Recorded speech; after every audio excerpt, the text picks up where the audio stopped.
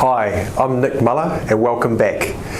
Very shortly you're going to go on the Christmas break, and for business owners what I want to do is just run you through a little process that you can use over the Christmas break to reflect on and bank the learnings from the last 12 months, and then start to speculate on what you might do next for the next 12 months, so that you have not just an improvement on last year, but a new and a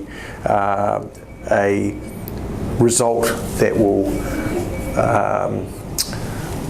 inspire you. So bring the best out of yourself. So I just want to go through this process. It's called sharpening the saw. So over the break you're going to get some time out, and that's great, and you get some time with family and those sorts of things, and you also get to switch off a little bit from your workload, from the stuff that consumes your bandwidth on a day-to-day basis when you're working in your business.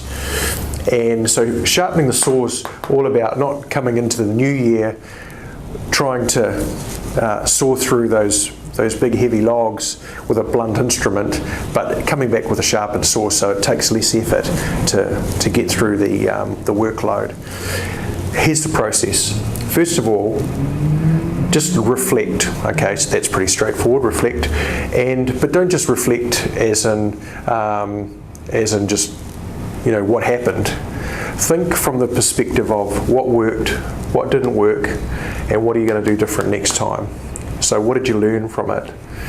So, and even take out a pad, and just even take out your diary or your a journal or something like that, and just write down a list of 10 things that worked, that went really well. You might have made some extra margin here or there. You might have had a successful outcome from an employee that was difficult. You might have, there's a whole lot of things that you might have had some successes around, and look at why those successes occurred. Then the next thing is what didn't work. So what just went pear-shaped, and if you had your time again you wouldn't do it, and get honest with yourself about it. What was your involvement in making that thing go wrong or go pear-shaped? So how did you contribute to what didn't work? And then what would I do differently next time? So list 5 things that you would do differently next time to make sure that you'd get a different result. So that's working on the performance of your business, yourself as a leader, and your business. Okay, so that's the first part of it, reflecting. So then the second part of it is take a look at your goals. So we all say, okay, we like to set some new goals and we want to have a different outcome next time. And it takes a brave man, I heard this recently again, it takes a brave man to can the goals that are not consistent with your end game. And what I mean by that is your goals should have a stretch, and they should be outside of the box.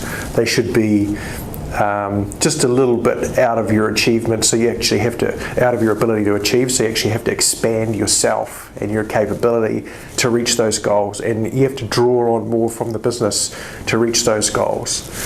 So and those goals need to be consistent with your end game. So it's not just chasing hares for the sake of it.